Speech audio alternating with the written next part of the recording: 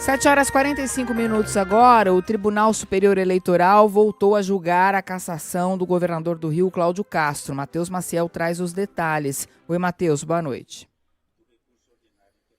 Oi, Débora, boa noite para você, todo mundo acompanhando o ponto final. O ministro Antônio Carlos Ferreira, que tinha pedido vista do processo, já deu a retomada do seu voto, um voto extenso. Ele avisou que tem mais de 60 páginas de voto, mas ele está fazendo um resumo que prometeu tentar ser o mais breve possível, porque ele está dando o reinício, esse recomeço de julgamento nesta terça-feira.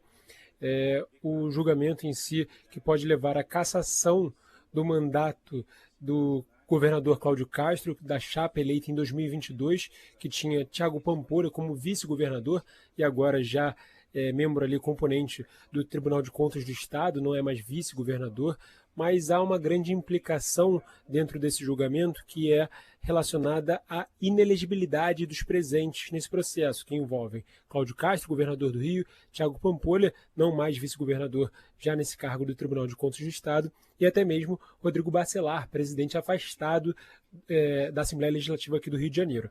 Tudo porque há, no próximo mês, uma orientação já declarada de Cláudio Castro de que ele fará a renúncia do cargo, ele vai rumar para concorrer ao Senado nas eleições deste ano. Então ele vai fazer a desincompatibilização do cargo necessário pelo próprio Tribunal Superior Eleitoral e vai renunciar ao cargo de governador. Diante disso, cria-se uma especulação de perda de objeto desse processo que está sendo analisado pelo tribunal já há tanto tempo e quando passou pela primeira instância aqui pelo Tribunal Regional Eleitoral, ficou definido a favor de Cláudio Castro uma decisão dividida ali de 4-3.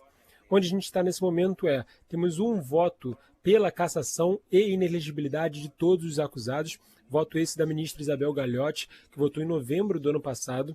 Ela destacou ali que os trabalhos temporários relacionados ao CEPERJ, uma fundação aqui do Rio de Janeiro, e ao UERJ, Universidade do Estado do Rio de Janeiro, tinham diversos elementos no processo que mostravam que os trabalhadores recebiam em espécie e que os saques eram reiteradamente feitos na boca do caixa, demonstrando então que não se tratavam de fornecedores eventuais.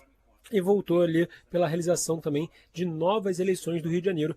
Vale destacar que se Cláudio Castro ainda estiver no cargo, ou seja, se a sessão se encerrar hoje, decidindo pela cassação de Cláudio Castro, convocam-se então eleições diretas. A população do Rio de Janeiro teria que ir às urnas para escolher um novo governador nesse mandato tampão até o final do ano. A gente conversou com diversos especialistas para tentar entender os rumos dessa sessão de hoje. Um deles foi um advogado da USP, especialista em direito eleitoral, o Rodrigo Ferreira.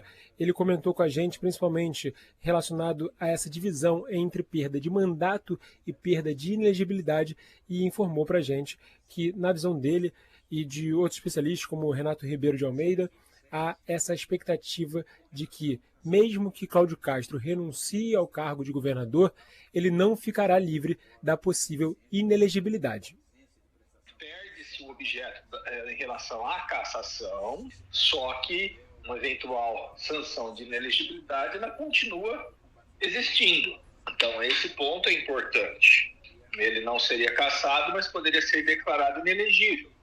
Como foi o caso, por exemplo, do processo envolvendo o Bolsonaro, em que o Bolsonaro foi condenado, embora não tenha vencido as eleições, ficou inelegível. Então, esse é um precedente importante. Bem, Débora, agora a gente está acompanhando esse voto do ministro Antônio Carlos Ferreira, destacando novamente que temos outros 5 votos pela frente ainda nessa sessão, que vai se alongar ao longo de toda a noite, e há essa expectativa de que um novo pedido de vista possa facilitar o futuro político de Cláudio Castro, porque daria tempo dele renunciar com um prazo normal, se desincompatibilizar do cargo de governador, e aí talvez afetar o cenário político do jogo de peças que está se formando aqui no tabuleiro do Rio de Janeiro. Débora. Obrigada, Matheus, pelas informações. E tem eleição indireta, né, Carol? Bom, se o TSE cassar o mandato dele hoje, como o Matheus falou, eleição direta, mas a expectativa é de que isso não aconteça e que o governador se desincompatibilize do cargo, porque quer concorrer ao Senado, e aí sim o estado do Rio de Janeiro teria essa eleição indireta. a política toda do Rio está se preparando, né, girando em torno dessa eleição indireta, que já começa a pavimentar também a disputa, a eleição para valer. Né? 7h50.